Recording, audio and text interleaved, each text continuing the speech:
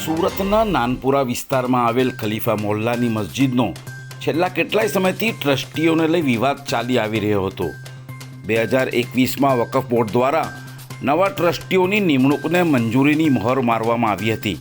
તેને લઈ મોહલ્લાના રહેવાસીઓ એવા અનીસ નજીર કાપડિયા તેમજ મુસ્તાક બાગવાલાએ આ મંજૂરીને ગુજરાત રાજ્ય ગાંધીનગર વકફ ટ્રિબ્યુનલમાં એડવોકેટ ઇમરાન મલિક અને આસિસ્ટન્ટ વકીલ FK મંસૂરી દ્વારા પડકારતા આ નવા ટ્રસ્ટીઓ નૂર મોહમ્મદ બાગવાલા અને મોહમ્મદ શફી મિયા શેખની નિમણૂક રદ કરાઈ છે।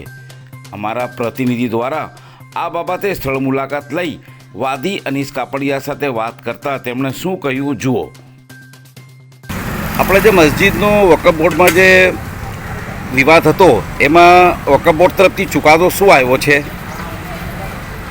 મસ્જિદમાં જે વિવાદ હતો એ વિવાદ હતો કે 2007માં શરીફભાઈ જરીવાલા ગુજરી ગયા હતા। એ ટ્રસ્ટી હતા 2007 પછી મસ્જિદમાં કરતા તરીકે શફીભાઈ ચાલતા આવતા હતા, પરંતુ PTRમાં એમનું કોઈ નામ એમણે નોંધાવ્યું ના હતું।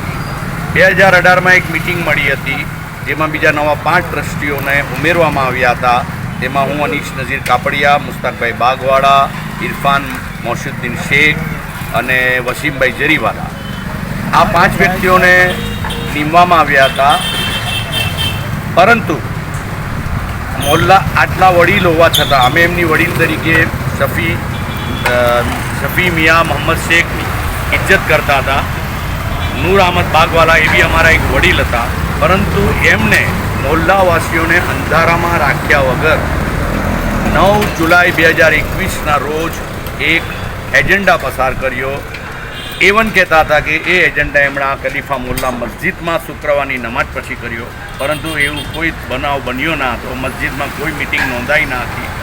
એ એમણે એક તો પહેલાં એફિડેવિટમાં ખોટું લખેલું કે મસ્જિદમાં મિટિંગ થઈ હતી અને મોહલ્લાવાસીઓને કોઈ જાણ થઈ ના હતી, મસ્જિદમાં મિટિંગ ના થઈ હતી। માત્ર 25-26 જે સહીઓ છે એમાં 20 થી 22 એમના સગા સંબંધીઓની સહી એમણે કરાવી અને 4 થી 5 જે અમારી મસ્જિદની મિલકત છે અંજર એપાર્ટમેન્ટ એમાં રહેતા ભાડૂતોને જેવી રીતથી એમણે કઈ રીતથી સહી કરાવી એ અમને નથી ખબર, પરંતુ આ સહીઓ મસ્જિદમાં ન થઈ હતી અને એમના ઘરે અથવા તો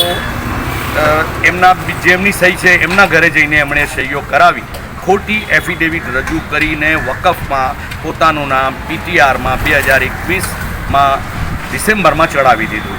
જ્યારે વકફ બોર્ડે ચુકાદો શું આપ્યો છે? વકફ બોર્ડ નહીં, વકફ ટ્રિબ્યુનલ કોર્ટે ચુકાદો આપ્યો। જ્યારે અમે વકફ બોર્ડ ગયા ત્યારે એમણે અમને બતાવ્યું કે આ રીતની શફીભાઈ બની બેઠ્યા છે, તો અમે એમને પૂછ્યું કે અમે શું કરીએ, તો એમણે વકફ ટ્રિબ્યુનલ કોર્ટમાં જવાનો અમને મશવરો આપ્યો। તો અમે વકફ ટ્રિબ્યુનલ બોર્ડમાં ગયા। 3 વર્ષની અમારી લડતનો અમને અંતે વિજય મળ્યો છે।